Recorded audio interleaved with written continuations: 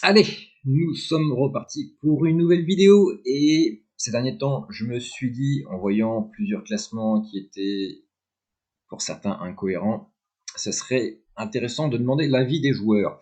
Donc on a créé un petit sondage sur les différents réseaux sociaux pour avoir l'avis des joueurs et ça permet de faire un petit classement plus ou moins réaliste, car forcément tout le monde n'a pas tous les jeux, mais ça permet de faire ressortir certaines préférences.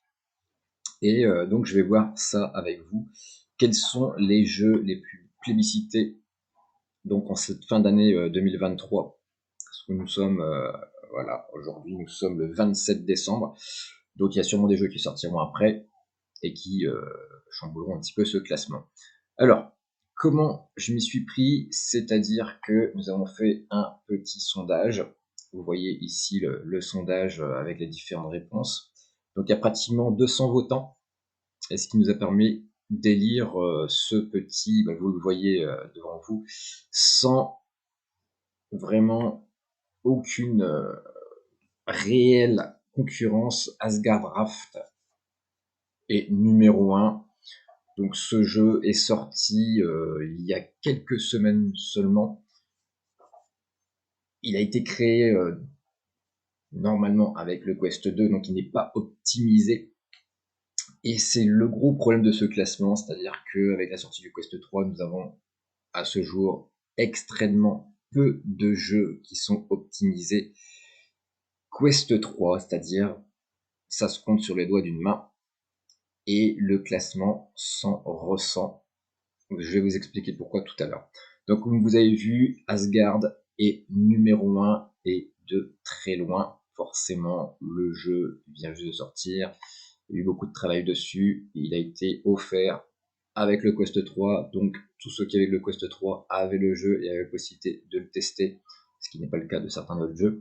Je vous rappelle que vous pouvez quand même tester n'importe quel jeu du store Quest, c'est-à-dire que vous avez possibilité de vous faire rembourser. Il ne faut pas dépasser, je crois que c'est 2 heures de jeu et un nombre de jours, je ne veux pas dire une bêtise, donc c'est à vérifier sur Quest. Mais vous pouvez tester des jeux, n'importe quel jeu, vous le payez et il vous rembourse s'il ne vous convient pas dans un certain créneau.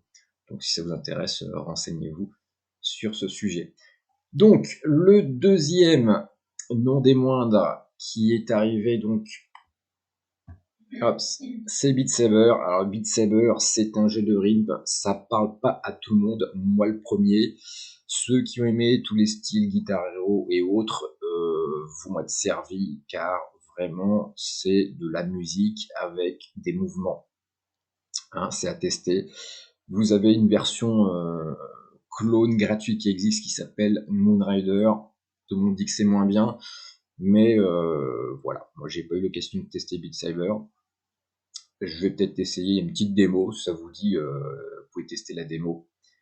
Et donc il arrive second, ce qui a surpris beaucoup de monde, mais bon voilà, le jeu a beaucoup de succès, il y a des tournois qui sont organisés, et il y a beaucoup de choses qui se passent autour de ce jeu-là. C'est vrai qu'il a une rejouabilité assez illimitée en fait.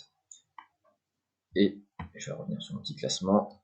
Et ce que je vous dis tout à l'heure, le troisième jeu, même s'il est très bon, c'est l'un des rares jeux optimisés Quest 3, à savoir Red Matter 2.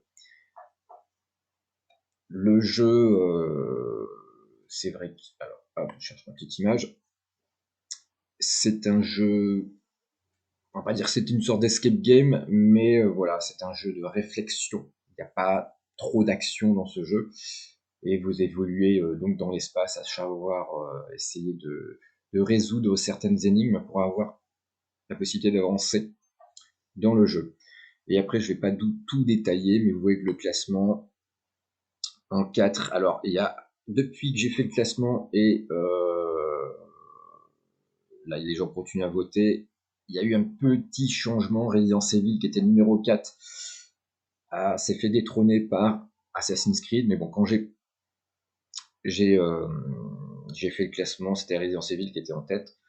Bon, Assassin's Creed, c'est un jeu assez récent aussi, donc tout le monde n'a pas forcément eu l'occasion de le tester. Moi, le premier, j'hésite toujours à le prendre. On entend du bon comme du moins bon. mais ça reste une nouveauté avec des graphismes assez intéressants, une jouabilité aussi assez sympathique. Mais on n'oublie pas Moss, deuxième du nom. Donc le premier Moss était aussi assez bien classé, mais le second visiblement est mieux. Je ne l'ai pas testé personnellement. Mais voilà, Moss aussi, c'est une valeur sûre du Quest. On descend après à la 7ème position avec Donjon of Eternity. C'est un jeu de donjon, comme son nom l'indique, avec la possibilité de jouer en multi, c'est-à-dire que vous pouvez parcourir les donjons avec 2 de vos amis. Et il y a moyen de rigoler pas mal. Et franchement, la physique est très très bien faite et c'est plutôt joli, bien qu'il soit pas encore optimisé. Et ben c'est plutôt sympa. Alors en 8, on retrouve le jeu de mini-golf. Beaucoup de fans, parce que c'est vrai que le jeu est assez beau. Donc il est bien classé pour ça. En numéro 9, on retrouve Demeo, qu'on ne présente plus, ce jeu de plateau. En numéro 10, un jeu de ping-pong qui est en réalité augmentée. Effectivement, lui aussi est très bien fait, c'est vrai qu'on s'y croirait. Numéro 11, on ne présente plus, c'est le fameux Walking Dead Seven Sinners, c'est le premier du nom qui va bientôt recevoir une optimisation, je crois que c'est le mois prochain. Et comme je vous disais, Moss, il est 2 fois dans le classement, le premier et le deuxième. On retrouve donc à la 12e position le numéro 1. En 13e position, on retrouve Arizona Sunshine. On en a déjà parlé sur les réseaux sociaux. Alors ce jeu, pourquoi il est aussi bas dans le classement? Certains vont dire il est beau, etc. Il a une jouabilité qui est extrêmement limitée. Je crois qu'il y a 3-4 heures de jeu en mode histoire et un mode horde. Ça fait peu en fait, ça fait peu et beaucoup de joueurs ont été déçus. C'est un jeu à 50€. Il aurait été à 20€, ça aurait été un excellent jeu, mais pour 50€, vous avez 3 heures de jeu et un mode horde. C'est compliqué. C'est compliqué. On peut pas dire que ce soit un mauvais jeu, mais voilà, le tarif n'est pas en conséquence. 50€, ça fait quand même mal pour un jeu qui est très limité. On va dire. Alors, tout le monde ne sera pas d'accord avec ça, mais c'est ma façon de voir les choses. Alors, on retrouve en 14e position The Room, c'est une sorte d'escape game, hein, si je dis pas de bêtises. Et je sais qu'il y a l'excellent retour dessus. Et à la 15e et dernière position de ce top 15, on va retrouver le seul jeu gratuit qui est Population One. Donc c'est un PVP, c'est le Fortnite de la VR qui a pas mal de succès, il y a pas mal de joueurs dessus. D'ailleurs, si vous cherchez des joueurs français, il ne faut pas hésiter à venir sur Horizon World, Horizon France tous les soirs, 18h, de 18h à 19h. Ça vous permet de follow d'autres Français et de jouer effectivement à Population One ou même à Donjon of Eternity. Quand vous cherchez des joueurs multi, c'est l'endroit rêvé pour pouvoir faire son stock de followers.